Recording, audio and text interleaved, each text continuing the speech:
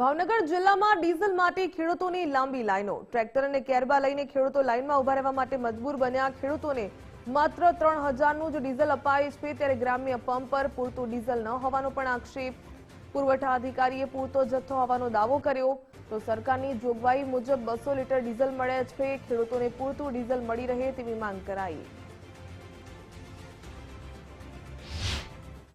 હાલમાં ભાવનગરમાં કોઈ પણ જગ્યાએ ડીઝલની કોઈ પણ પ્રકારની અછત અમારા ધ્યાને આવેલી નથી।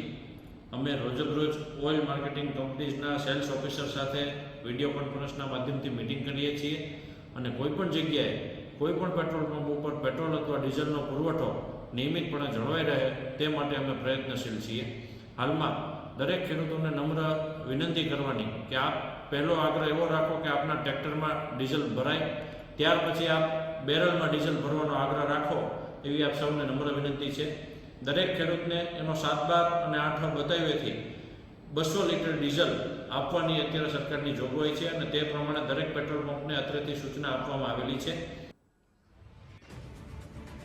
તો ગ્રામ્ય પંપ પર પૂરતું ડીઝલ ન હોવાનો આક્ષેપ થઈ રહ્યો છે, પરંતુ પુરવઠા અધિકારીએ પૂરતો જથ્થો હોવાનો દાવો કર્યો। જો કે દ્રશ્યો જે પ્રકારે આપ જોઈ રહ્યા છો, ખેડૂતો લાંબી કતારમાં ઉભા રહેલા જોવા મળી રહ્યા છે। ખેડૂતોને પૂરતું ઈંધણ મળી રહે તેવી માંગ પણ ઉઠી। સરકારની જોગવાઈ મુજબ 200 લીટર ડીઝલ મળે છે ખેડૂતોને। જો કે પુરવઠા અધિકારીએ પૂરતો જથ્થો હોવાનો દાવો કર્યો અને ગ્રામ્ય પંપ પર પૂરતું ડીઝલ ન હોવાના પણ આક્ષેપો થઈ રહ્યા છે। ખેડૂતોને માત્ર 3000નું જ લીટર કહી શકાય જે ડીઝલ છે તે આપવામાં આવે છે અને ટ્રેક્ટર અને કેરબા લઈને ખેડૂતો લાઈનમાં ઉભા રહેવા માટે મજબૂર બન્યા। ભાવનગરના આ દ્રશ્યો જ્યાં ડીઝલ લેવા માટે લોકોની લાંબી કતાર જોવા મળી રહી છે।